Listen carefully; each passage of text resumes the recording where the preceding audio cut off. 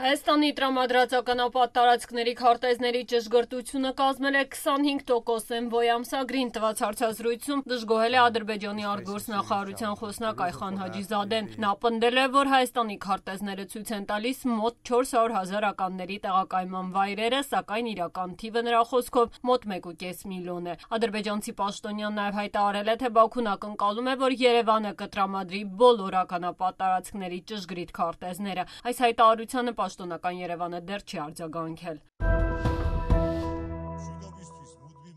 Վրաստանի նախագահ Միխայիլ Կավելաշվիլին ապրիլի կեսերին կայցելի Ադրբեջան, ապա Հայաստան տեղեկացրել է Վրաստանի նախագահական աշխատակազմի ներկայացուցիչ Լուկա Էխվայան։ Վերջինս հայտնել է, որ Կավելաշվիլիի առաջին արտասահմանյան այցն Ադրբեջան տեղի կունենա ապրիլի 14-ից 15, այնուհետև Հայաստան հավանաբար ամսվա վերջին։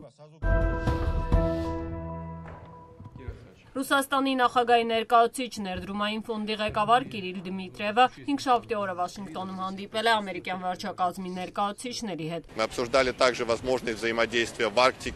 Ռուս պաշտոնյան հայտնել է, որ ամերիկյան կողմի հետ քննարկել է հնարավոր փոխգործակցությունն Արկտիկայում, հազվագյուտ հողային մետաղների, ինչպես նաև այլ ոլորտներում երկկողմ համագործակցությունը։ Դմիտրիևը Միացյալ Նահանգների գործընկերներին հրավիրել է Ռուսաստան։